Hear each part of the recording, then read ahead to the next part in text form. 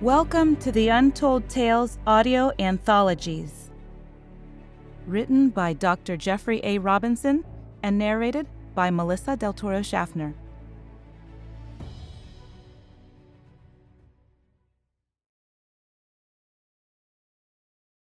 Springtime on Mars. 15th of March, 2150. Mars Colony Terraforming Station 27. Loren Gray had walked about 4 miles from the terraforming station when he finally decided to head back. He had collected temperature and humidity readings from the top of the ridge where the lonely habitat sat, all the way down to the bottom of the gully that ran east of the station, all the way to the horizon. He hiked up to the rim of the ravine and looked out across the desolate Martian plain. While it was still barren and bleak, he marveled at how much the terrain had changed since he'd arrived 3 years before. Back then, the ground had been dry and windblown. The expanse of desert-like terrain had been monotonous and unending. He stooped and chipped at a patch of black ice with his small handpick and carefully placed the sample in one of the remaining empty bottles he'd brought.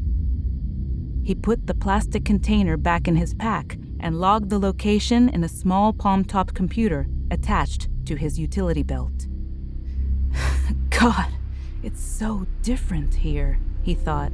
He stood, breathing heavily into his light atmosphere suit, fog alternatively advancing and retreating across his faceplate. He glanced up into the noon sky and stared briefly at the sun, a smaller, dimmer version of the view seen from Earth. Loren had never regretted leaving Earth. It was just as crowded and too busy back there. The giant multinational companies controlled everything Earthside. There was no real freedom there. Mars and the outer colonies were the only places truly free of their monopolistic industrial control. Even the Sondai lunar colony, with its 65 million permanent colonists and millions of regular tourists and transients, was far too much like Earth for his tastes. It had lost its rugged appeal when it had been converted into one giant resort for the rich. As fast as the Sondai Corporation could build new tiny apartments, people eager to flee the overcrowded Earth bought them and emigrated there. Of course, there were only about 100,000 people on Mars, and they were spread over dozens of austere little settlements.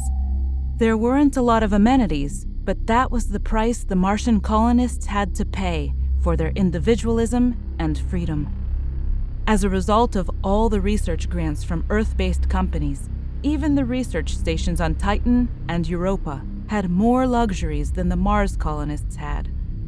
The other colonies were richer, but they were hardly more than company towns, owned and operated by Sondai and the other giant corporations.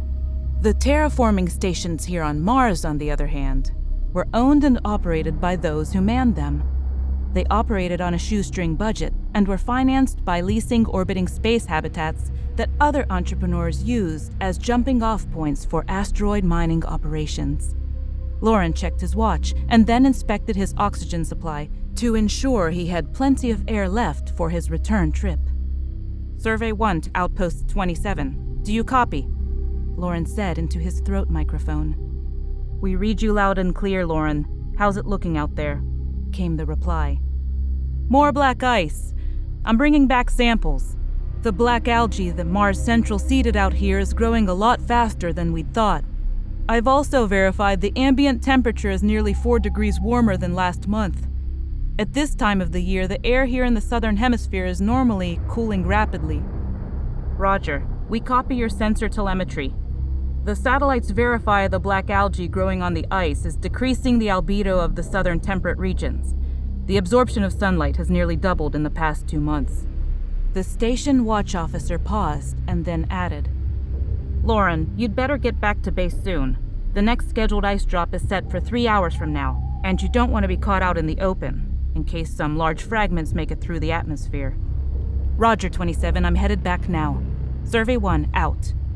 Loren turned and carefully skipped back down the slope he'd just climbed. With the lower Martian gravity, skipping was more efficient than running, and he could manage to bound nearly 8 to 10 feet between each touch of the ground. At this rate, he could cover the 4 miles back to the station in less than 20 minutes, without even working up a sweat. Reaching the bottom of the gully, his foot slipped on the ice, and he slid ungracefully on his backside, careening into a large round rock. "Damn!" he said aloud. He rolled carefully to his side and raised himself on his hands and knees. Looking at the ground, he saw what he slipped on, and stared at it for a second, in shock. "Outpost 27, do you copy? This is Survey 1. Do you hear me, 27? "Yes, Lauren, what is it now?" "I had a little accident, guys. I fell down." There was a long silence. "Are you hurt, Lauren? Do you need us to send someone out there to assist?"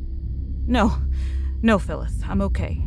I just thought you'd like to know what I slipped on." "Huh? What are you talking about?" "Water, guys!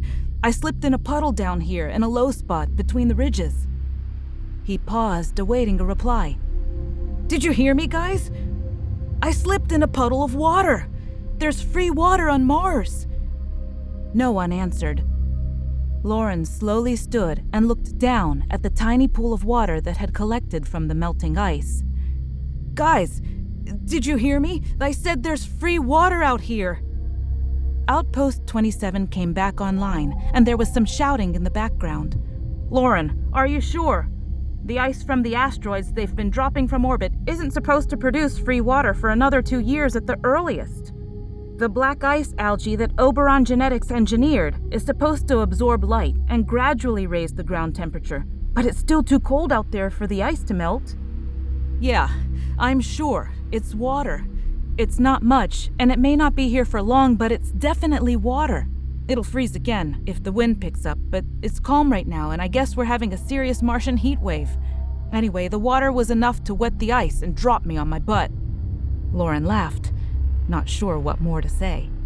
"Come on back, Lauren. We've notified Central, and if you're right, they might want to accelerate the seeding program with the next generation of biologicals. The station chief will want to debrief you personally." "On my way. Survey 1 out," said Lauren. He started to ask if he should bring a sample of the water, and then laughed to himself. It would just freeze on the way back. He checked his bearings and took off for the station at a more modest pace. The small ice moons that the Martian fleet of tugboats had been bringing into orbit, decelerating and blowing up as they entered the atmosphere, had delivered hundreds of cubic miles of frozen water to the Martian surface in the past decade. For the first time in millions of years, it had snowed on Mars. In the time Lauren had been stationed here, the landscape changed from red to white, and eventually to gray and black, as the special genetically tailored black algae that had been seeded onto the open terrain flourished. The algae that grew in the ice not only raised the ambient temperature by absorbing light, it converted the carbon dioxide Martian atmosphere into oxygen and established the key to a future Martian ecology. Once the temperature increased enough to produce free water, everything would change. Weather patterns would develop, clouds and storms would appear and produce rivers, lakes, and small shallow seas. The frozen dioxide ice at the Martian poles would melt and return to the atmosphere. Then those greenhouse gases would warm the planet even more. When the atmosphere stabilized, a whole new range of organic plants and animals would be introduced that would further alter Mars's environment. Eventually, rugged grasses and insects would be introduced. Finally, a whole new self-sustaining ecosystem would be built. Lauren started working his way up the hill to the outpost. As he trotted along, he smiled and wondered what Mars would be like then. He thought about the fields of green and warm, moist air he could breathe without an environment suit. It would be heaven then.